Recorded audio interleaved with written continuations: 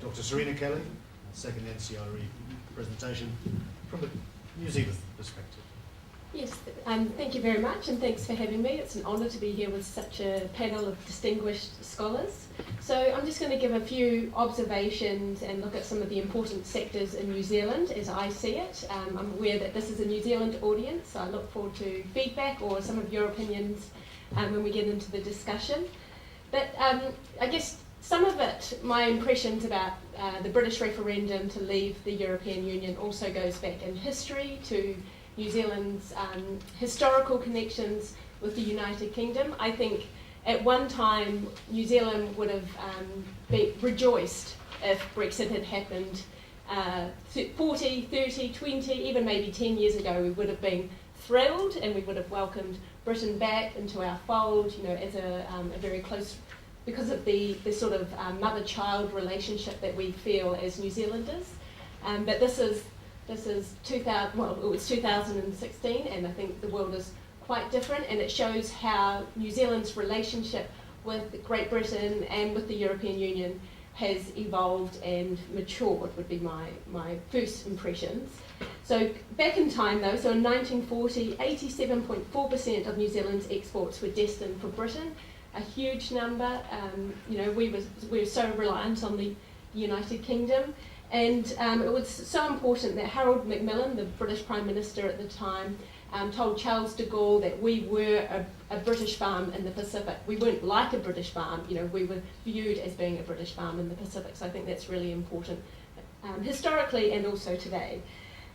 So as I said, I think that we've had a maturing relationship, and also if we go back to when Britain did accede to the European Economic Community, New Zealand managed to play quite a good diplomatic game. Part of the perceptions research is that we interview New Zealand elites about what they think about the European Union, and it's been put by a number of people that we were quite clever in our manoeuvring, and one of the quotes I've had from an interview who was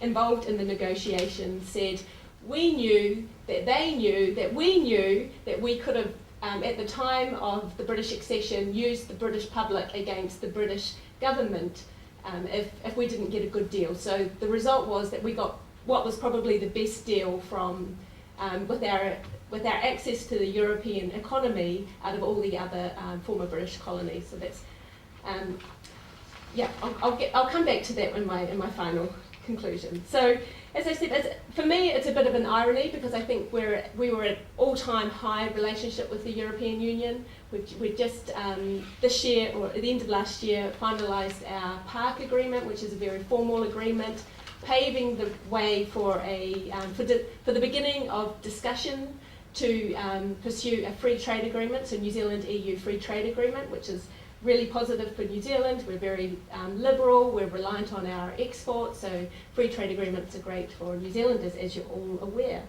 I think it was very telling that last week our new Prime Minister, Bill English, he travelled to Europe, and it might have been, you can't quote me, but I think it was very unusual for a national Prime Minister to travel to Europe first rather than to the United Kingdom. So to me, as a political scientist, that shows the importance placed on the EU at the moment. But then, I mean, I'm not saying that we're choosing one over the other, by no means. I'm saying that perhaps we're putting the EU at a higher level for importance than the United Kingdom, and that is new in my perspective. But I don't have any data, or I can't back that up right now. So.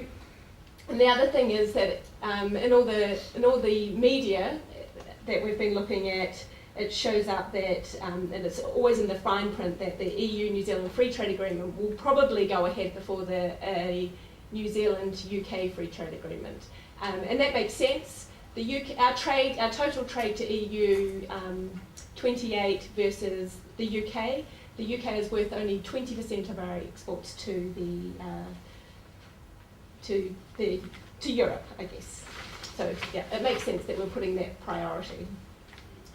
I guess the other big thing for New Zealand is agriculture, and for the UK, so we're a big sheep meat producer, as you're aware. The UK is also a big sheep meat producer, and if they lose their access to the continent, then their market might be flooded. So there's concerns there.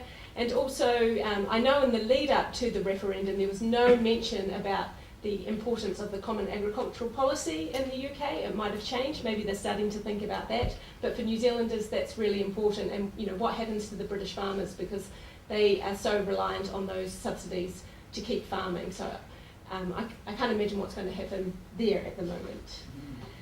And immigration is the last key point, and then I'll just have a summary about the media in New Zealand. But the immigration, it's not surprising that Theresa May said last week to Bill English, there's no way that immigration is going to change. Immigration was the key policy or the key area of debate for Brexit. So, if they're trying to stop immigration, why would they suddenly let more New Zealanders live and work and gain the benefits of living in the United Kingdom? So our media portrayals, we're talking more about it tomorrow, so this is very, very brief. But to me, we would distance, the way the New Zealand media talks about Brexit is we're distant observers. So on the one hand, we're getting more and more of our local authors writing about Europe, which is, I guess, great news, but we're also distanced at the same time, so it's a bit of a conflict and unusual for media analysis, because we've been following it since 2001, I believe. And then I guess so my final point is about maybe what's missing in our debate in New Zealand. What haven't we thought about? And to me, it's the Pacific. We see ourselves as a leader in the Pacific Ocean and with our Pacific neighbours, and no one's mentioned, as far as I'm aware, about what Brexit might mean for the Pacific. The Pacific were brought into the development policy of the European Union because Britain joined the EEC. So a lot of that is still up in the air as well, and could be concerning for us in New Zealand as well. And we'll want to make sure the Pacific comes out okay as well. So I promised to come back to my beginning and talking about how New Zealand negotiated our way into the European Economic Community. So I would hope that we're clever again. Earlier I didn't want to offend any Australians, but when I'm doing these interviews, everyone says we were really clever and we were nice and we were good diplomats, although other people say that we blackmailed. But Australia at the time went in and they were very physical and loud and aggressive about their negotiations. So New Zealand, we have this. We're quite good at being a bit more friendlier. So I'm hoping that we'll be able to do this again and cleverly play both sides. But that means also we're going to have to get more people working on this, because we've got limited resources for these trade negotiations. So yeah, that's my final point, is that might be some careers out there for all the budding students in the room.